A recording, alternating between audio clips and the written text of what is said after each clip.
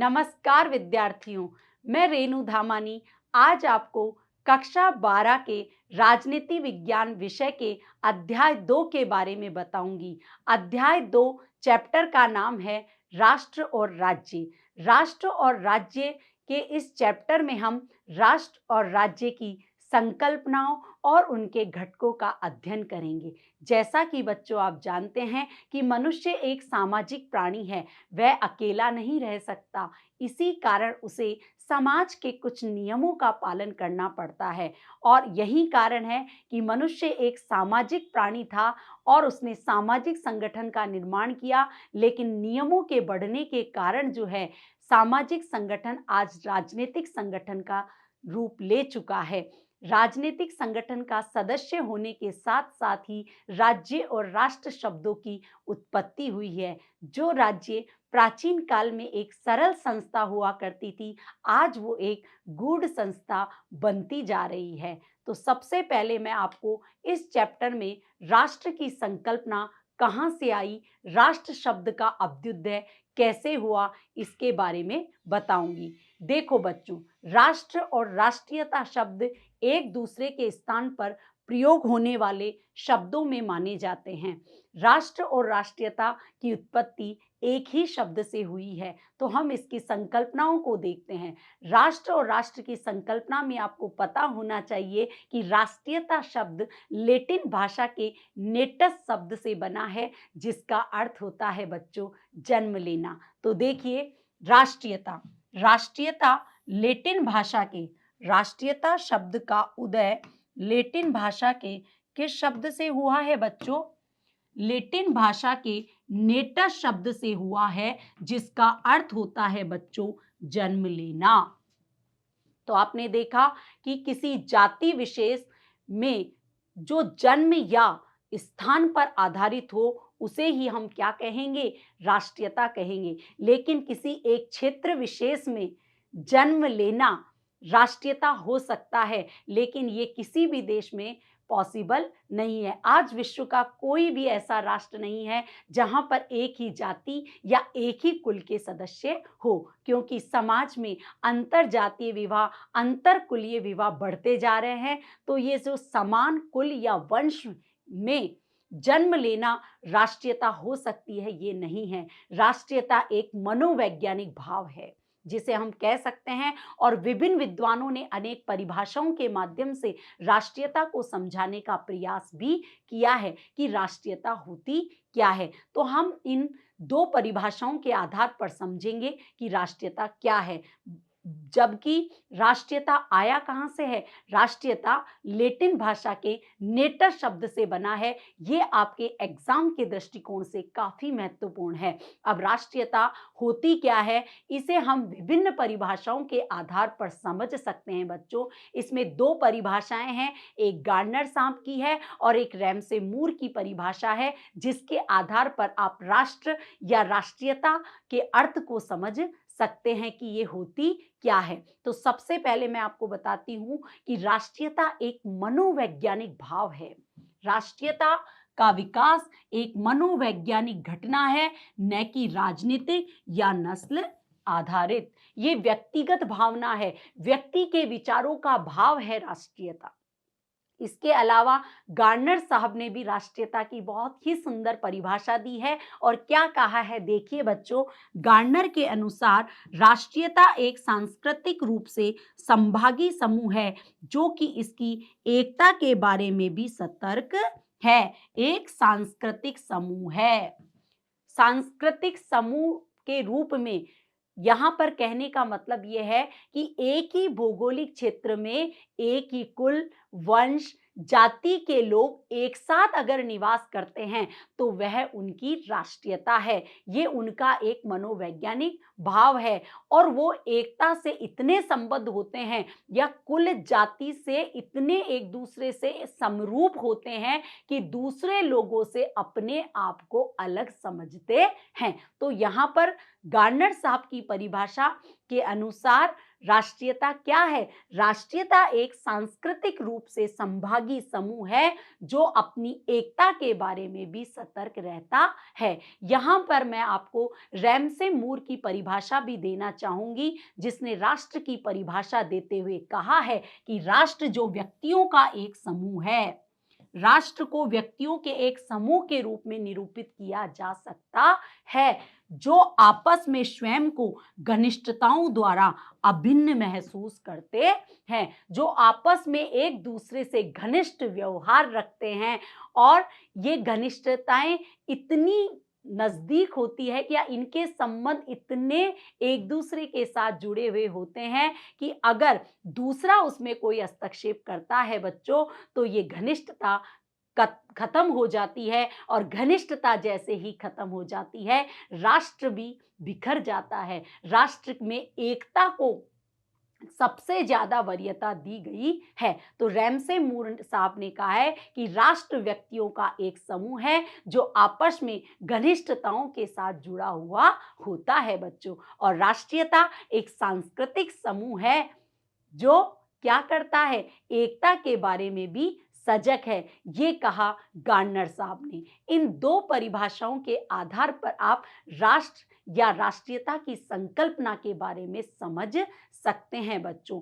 अब बात आती है कि राष्ट्र और राष्ट्रीयता को एक दूसरे के स्थान पर प्रयोग किया जाता है, तो क्या इसमें अंतर नहीं होगा? बिल्कुल है, सूक्ष्म भेद है। राष्ट्र और राष्ट्रीयता के अंतर को समझने के लिए मैंने ये सारणी बनाई है। इसके आधार पर हम राष्ट्र और राष्ट्रीयता के अंतर को समझ सकते हैं। इसमें पहला बिंदु देखिए, राजनीतिक, राष्ट्र और राष्ट्रीयता। इसमें सबसे पहला है राजनीतिक पद। राष्ट्र को एक राजनीतिक पद माना है हायक साहब ने।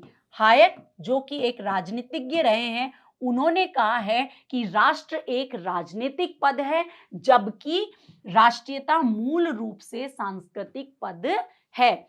ऐसा नहीं है कि राष्ट्र सांस्कृतिक संकल्पना नहीं हो सकती, या राष्ट्र सांस्कृतिक के अलावा राजनीतिक संस्था नहीं हो सकती, लेकिन मूल रूप से राष्ट्र एक राजनीतिक संकल्पना है, जबकि राष्ट्रीयता एक सांस्कृतिक संकल्पना है। ये सूक्ष्म भेद राष्ट्र और राष्ट्रीयता में देखा जा सकता है। दूसरा अंतर है बच्चों कि राष्ट्र शब्द का प्रयोग बड़े भाग के लिए किया जाता है। जैसे मैं बोलूं कि किसी राष्ट्र की, किसी राज्य की एक सीमा निर्धारित है, जहां पर लोग एक साथ एक ही राष्ट्रीयता वाले रहते हैं, वो बड़े भूभाग के लिए होता है। जैसे मैं बोलूं कि ब्रिटिश एक राष्ट्र है, जो मैंने उदाहरण भी दिया है, और आपसे प्रश्न भी पूछा जा सकता है बच्चों कि ब्रिटिशों का एक साथ रहना राष्ट्र है या राष्ट्रीयता, तो आपका आंसर होगा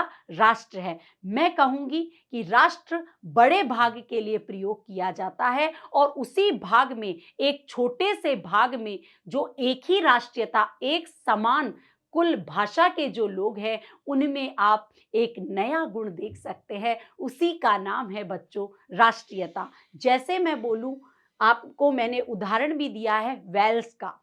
वेल्स राष्ट्रीयता है, जबकि ब्रिटिश एक राष्ट्र का अंग माना जाता है। तो राष्ट्र शब्द का प्रयोग बड़े भाग के लिए किया जाता है, जबकि राष्ट्रीयता शब्द का प्रयोग छोटे भाग के लिए किया जाता है बच्चों। 2 पॉइंट हो चुके हैं।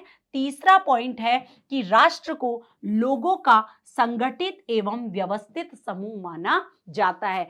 आपने रैमसे मूर की परिभाषा में देखा था कि लोगों का संगठित एवं व्यवस्थित समूह ही राष्ट्र कहलाता है।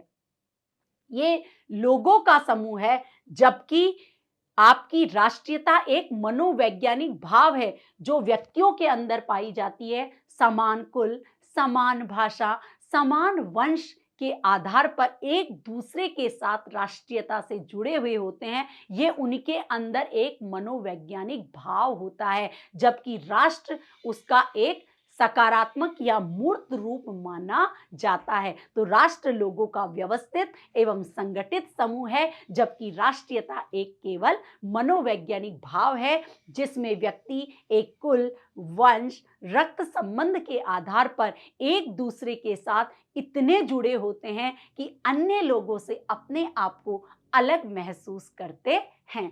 तीसरा पॉइंट हो गया।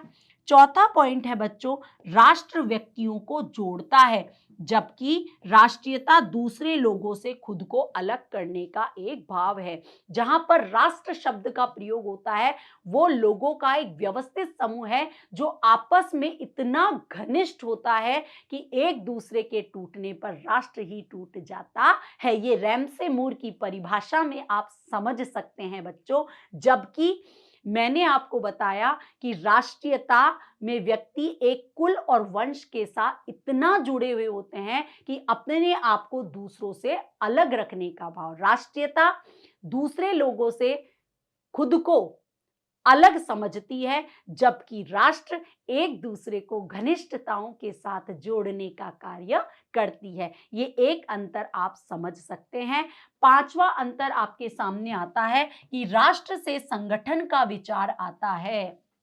राष्ट्र एक संगठन है, लोगों का व्यवस्थित संगठन है, ये विचार हमारे मन में आता है। जबकि राष्ट्रीयता भावात्मकता का विचार आता है कि हमारे मन में राष्ट्रीयता है, जबकि राष्ट्र शब्द का आते ही हमारे मन में आ जाता है कि ये उन लोगों का एक संगठन है। उसके बाद आता है छठा पॉइंट, एक से अधिक राष्ट्रीयता वाले राज्य हो सकते हैं। जैसे कि मैं बोलूं कि आप सबको पता है द्वितीय विश्व युद्ध के बाद रसिया ने बहुत सारे पूर्वी यूरोपियन राष्ट्रों को मिलाकर के एक नया राष्ट्र बनाया था जिसका नाम था बच्चों पूर्वी सोवियत संघ। और इस पूर्वी सोवियत संघ से में विभिन्न राष्ट्रीयता वाले राज्य एक साथ आकर के एक क्या कर सकते हैं, एक से अधिक राष्ट्रीयता वाले राज्य भी हो सकते हैं, जैसे पूर्वी सोवियत संघ। जबकि कोरियाई जो राष्ट्रीयता है वो 2 से 3 राज्यों में देखी जा सकती है। एक ही राष्ट्रीयता कई राज्यों में भी पाई जा सकती है। यहां पर है एक से अधिक राष्ट्रीयता एक राज्य में पाई जा सकती है, जिसका उदाहरण है पूर्व सोवियत संघ। और दूसरी बात मैंने कही कि एक ही राष्ट्रीयता कई राज्यों में पाई जा सकती है, इसका उदाहरण है कोरियन गणराज्य। इसके बाद आता है सातवां पॉइंट, राष्ट्रीयता राष्ट्र निर्माण का आधारभूत गुण है। अगर हम राष्ट्र का निर्माण करना चाहते हैं तो हमारे मन में एक मनोवैज्ञानिक भाव होना चाहिए राष्ट्रीयता का। राष्ट्रीयता से ही राष्ट्र का निर्माण हो सकता है। तो इससे सिद्ध हो चुका है कि राष्ट्रीयता शब्द राष्ट्र से पहले आया है। यहूदी राष्ट्रीयता के कारण ही यहूदी राष्ट्र की स्थापना हुई थी। इन अंतरों के माध्यम से हम राष्ट्र और राष्ट्रीयता में अंतर को समझ सकते हैं। मनोवैज्ञानिक भाव है राष्ट्रीयता, लोगों का व्यवस्थित और संगठित समूह है राष्ट्र। इन आधारों पर हमने राष्ट्र और राष्ट्रीयता के अंतरों को समझा है बच्चों। अब हम राष्ट्रीयता और राष्ट्र के तत्व और घटकों के बारे में चर्चा करेंगे। देखो बच्चों, जो भी घटक मैं आपको समझाने वाली हूं, इन घटकों का एक साथ होना या एक से अधिक तत्वों का होना राष्ट्रीयता के लिए आवश्यक नहीं माना जाता। हो सकता है अलग अलग राज्यों में राष्ट्रीयता के तत्व भी अलग अलग हो। केवल एक कॉमन फैक्टर है जिनके आधार पर हम कह सकते हैं कि इनके होने से ही राष्ट्रीयता बन सकती है। तो राष्ट्रीयता अगर किसी राज्य में होगी तो उसमें क्या क्या चीजें होनी चाहिए। इसमें सबसे पहला पॉइंट है बच्चों, समान भौगोलिक क्षेत्र। अगर एक समान भौगोलिक क्षेत्र है तो उस क्षेत्र में रहने वाली जो जनता है वो एक जैसी संस्कृति से एक दूसरे से जुड़ी हुई होती है और एक ही क्षेत्र में रहने वाले लोग अपने आप को एक देश के रूप में इंगित करते हैं। यही कारण है कि भारत में रहने वाला इंसान अपने को भारतीय मानता है, अमेरिका में रहने वाला अमेरिकन माना जाता है, फ्रांस में रहने वाला अपने आप को फ्रांसीसी कहता है। तो फ्रांसीसी शब्द क्या है? राष्ट्रीयता का ही एक तत्व है। तो समान भौगोलिक क्षेत्र राष्ट्रीयता को बढ़ाने में सहायक होता है। लेकिन हम ये नहीं कह सकते कि ये होता ही है। कई बार एक समान भौगोलिक क्षेत्र में रहने वाले लोगों के मन में भी अलग अलग राष्ट्रीयता की भावना हो सकती है। तो पहला पॉइंट है आपका, समान भौगोलिक क्षेत्र राष्ट्रीयता का एक महत्वपूर्ण तत्व है। समान भौगोलिक क्षेत्र का मतलब होता है बच्चों एक क्षेत्र में रहने वाले लोग। इसके अलावा एक क्षेत्र में रहने वाले लोगों के बीच में एक समान मातृभूमि या पितृभूमि की तरह अपने आप को देखते हैं, एक जैसी संस्कृति होती है, एक जैसे देश के रूप में अपने आप को देखना पसंद करते हैं, जिसके कारण उनके अंदर एक जैसी राष्ट्रीयता की भावना विकसित हो जाती है। तो समान भौगोलिक क्षेत्र राष्ट्रीयता का पहला तत्व है। दूसरा है आपका समान कुल। समान कुल में क्या आता है बच्चों, एक जैसा कुल, और एक जैसा अगर कुल होता है तो एक जैसी सामाजिक एकता का विकास होता है। कुलीय समरूपता से समान भाषा, रीति रिवाज, संस्कृतियां होती है और उन सब लोगों में एक जैसी भावनात्मक विचार आता है जिसका नाम है राष्ट्रीयता। तो कुलीय समरूपता भी राष्ट्रीयता का एक महत्वपूर्ण तत्व माना जाता है। लेकिन आज इस वैश्विक जगत में कुलीय समरूपता किसी भी देश में एक जैसी नहीं मानी जा सकती। वैज्ञानिक तौर पर इसको शुद्ध नहीं माना जा सकता, क्योंकि आज एक ही देश में कई सारे नस्ल, रक्त संबंध या अनेक कुलों के लोग रहते हैं। इसका कारण भी मैंने आपको बताया था, अंतरजातीय अंतरकुलीय विवाह आज समस्त विश्व के देशों में फैला हुआ है। लेकिन फिर भी अगर एक जैसे लोग एक जगह पर निवास करते हैं तो उनके अंदर समान भाषा, रीति रिवाज और सांस्कृतिक समरूपता को बल मिलता है और राष्ट्रीयता बढ़ती है। तो राष्ट्रीयता का दूसरा महत्वपूर्ण बिंदु है बच्चों समान कुल की भावना। देखिए बच्चों, एक समूह अथवा सामाजिक एकता से एक दूसरे से संबंधित होते हैं, जबकि कुलीय समरूपता से समान भाषा, रीति रिवाज एवं सांस्कृतिक समरूपता को बल मिलता है। अब हम तीसरे पॉइंट पर डिस्कस करते हैं बच्चों, समान भाषा।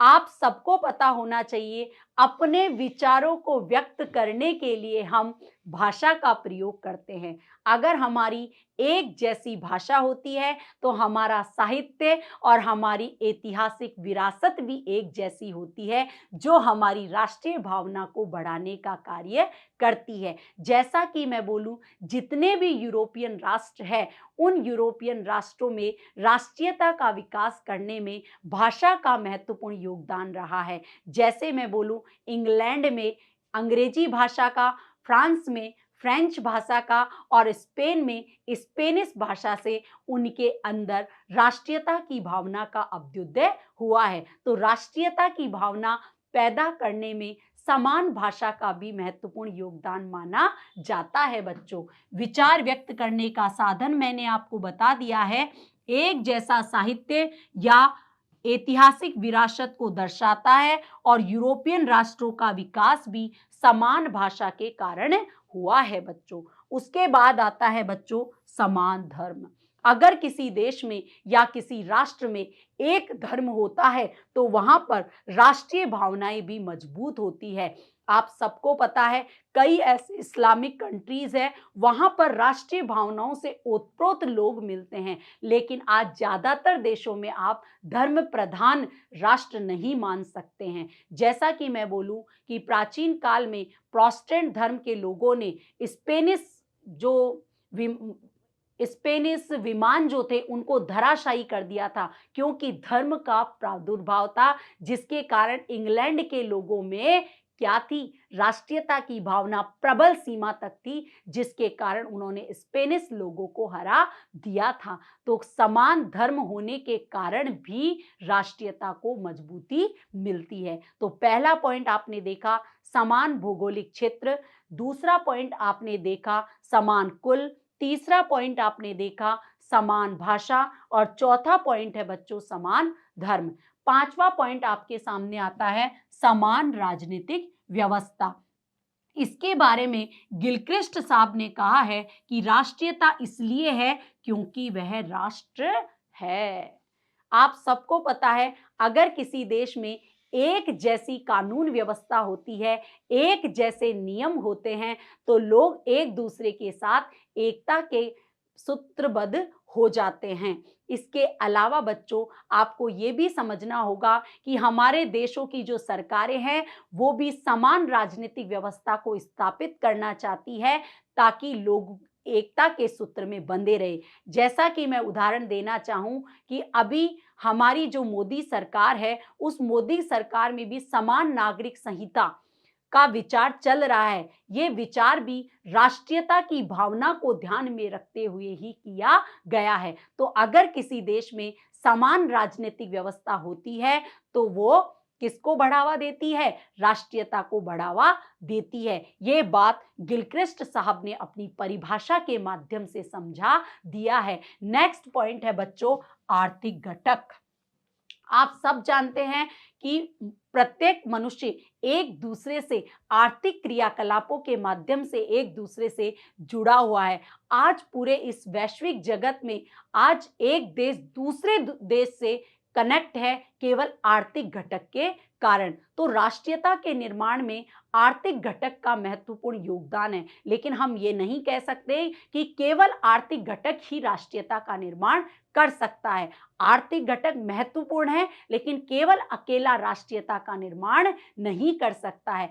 आप सब जानते हैं, मार्क्सवादियों ने साफ कहा है, संपत्तिशाली वर्ग के कारण ही राष्ट्रीयता शब्द का उदय हुआ है। जब दास वर्ग था, इसके अलावा दास वर्ग के बाद में हमारे समाज में एक नई विचारधारा आई, पूंजीवादी विचारधारा, और एक बुजुर्गा वर्ग का जो उदय हुआ, उसके बाद ही आर्थिक घटक का उदय हुआ है। और आर्थिक घटकों के उदय होने के साथ ही राष्ट्रीयता का विकास हुआ है, ऐसा मार्क्सवादी मानते हैं। तो आर्थिक घटक का भी राष्ट्रीयता के निर्माण में महत्वपूर्ण योगदान माना जाता है। उसके बाद 7वां पॉइंट आता है बच्चों, एक समान अधीनस्थता। आप सबको जानते हैं बच्चों कि एशिया और अफ्रीकन राष्ट्रों का यूरोपियन देशों द्वारा नियंत्रण रखा गया था, और एशिया और अफ्रीका के देशों को उपनिवेश बना लिया गया था, जिसमें भारत भी ब्रिटेन का एक उपनिवेश था। जब अंग्रेजों का शासन हमारे भारत के ऊपर था, उस समय अंग्रेजी शासन को इंडिया से बाहर निकालने के लिए हमारे भारत के लोगों में एकता की भावना सूत्रबद्ध हुई, जो 1857 की क्रांति, असहयोग आंदोलन, सविनय अवज्ञा आंदोलन में इस एकता को आप देख सकते हैं। पूरे समाज को जोड़ने में कार्य किया यूरोपियन राष्ट्र के आक्रमणों ने, ताकि हम ब्रिटिश सरकार को इंडिया से बाहर ले जा सके। तो आपने देखा कि एक समान अधीनस्थता भी देश को एकता के सूत्र में बांधने का कार्य करती है, जैसा कि एशिया और अफ्रीकन राष्ट्रों को किया गया। तो एक समान अधीनस्थता भी राष्ट्रीयता का एक महत्वपूर्ण घटक मानी जाती है। जैसा कि मैंने पॉइंट में भी दिया है बच्चों कि अफ्रीकी एशियाई देशों का यूरोपियन साम्राज्यों के नियंत्रण में होने से भी राष्ट्रीयता को बल मिलता है। उसके बाद लास्ट पॉइंट आता है, एक समान राजनीतिक अभिलाषाएं। जैसे प्रथम विश्व युद्ध के समय पोलैंड की क्या थी? अभिलाषा थी कि वो पोल्स जो नागरिक है, जो उसके अंडर में जो अधीनस्थ राज्य आ रहा है, उसको भी वो हथियाना चाहता था, क्योंकि उनकी एक समान राजनीतिक अभिलाषाएं थी। तो आपने ये 8 पॉइंट राष्ट्र या राष्ट्रीयता के घटकों और तत्वों के रूप में देखा बच्चों। लेकिन आप सबको पता है कि राष्ट्रीयता एक सांस्कृतिक भाव है। ये 8 पॉइंट किसी राष्ट्र में हो ये जरूरी नहीं है, लेकिन हाँ, इतना कह सकते हैं कि ये सब राष्ट्रीयता को बढ़ाने में अपना महत्वपूर्ण योगदान प्रदान करते हैं बच्चों। आज हमने राष्ट्र या राष्ट्रीयता की संकल्पना, राष्ट्रीयता और राष्ट्र में अंतर तथा राष्ट्रीयता के तत्वों और घटकों के बारे में अध्ययन किया। अगले भाग में हम राज्य की संकल्पना और राज्य के घटकों का अध्ययन करेंगे बच्चों। अगले भाग में हम राज्य के बारे में पढ़ेंगे। धन्यवाद।